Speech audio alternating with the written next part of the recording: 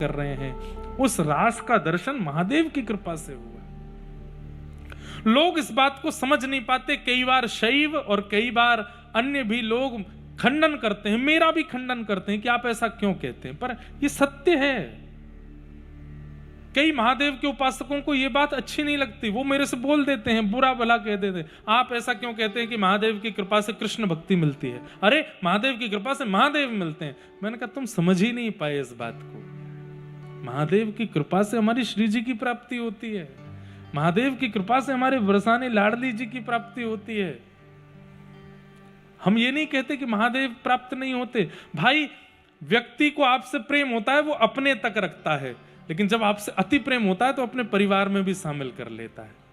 श्री जी और ठाकुर जी जब महादेव को अति आपसे प्रेम होता है तो अपने पास तक रखते हैं। केदारनाथ जाओ, सोमनाथ जाओ, द्वादश ज्योतिर्लिंग जाओ, लेकिन जब महादेव को बहुत प्रेम हो जाता है आपसे तो आपको उठाकर या तो जनक नंदिनी जानकी जी के चरणारविंदों में देंगे या फिर श्री वृषभानुनंदिनी लाडली जी के चरणारविंद देंगे।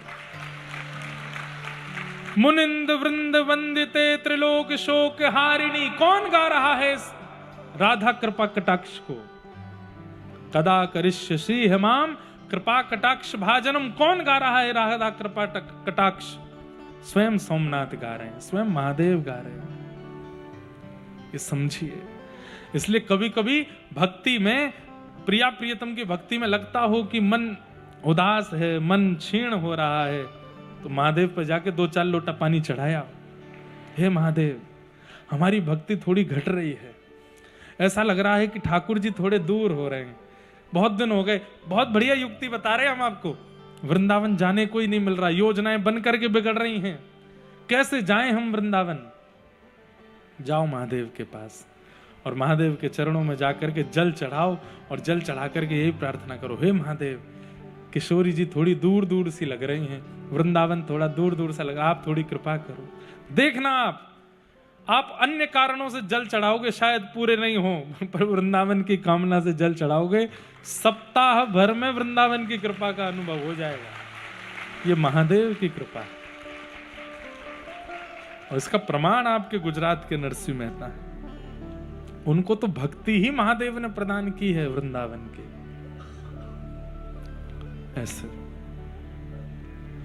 तो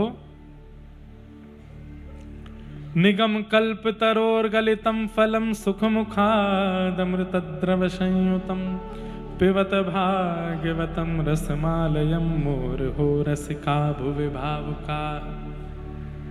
वेद रूपी कल्प वृक्ष का पका हुआ फल है श्रीमद् भागवत। मैं कहा करता हूं कथा में कि कथा से कभी फल मत मांगिए। कथा आप सुन रहे हैं, ये आपके पूर्व जन्म के और इस जन्म के अच्छे कर्मों का ही फल मिला है आपको, क्या आप कथा सुन रहे हो। फल से फल नहीं मांगा जाता, फल से रस मांगा जाता है, फल से क्षुधा की निवृत्ति मांगी जाती है, फल से अन्य फलों को जन्म देने वाली गुठली मांगी जाती है, बीज मांगा जाता है, फल से फल नहीं मांगा जाता। कथा से तो रस मांगो, कथा से तो क्षुधा की निवृत्ति मांगो और कथा से और फल प्रकट करने वाला वृक्ष मांगो, बीज मांगो। कथा से फल नहीं मांगा जाता। कई लोग यहां बैठे हों कि कथा सुनने से हमारे घर की पीड़ाएं दूर हो जाएं, निवृत्त हो जाएं, हमारे घर में ये हो जाए वो नहीं, फल की प्राप्ति नहीं। आप कथा सुन रहे हैं, यही फल है आपका। आपने साल भर पिछली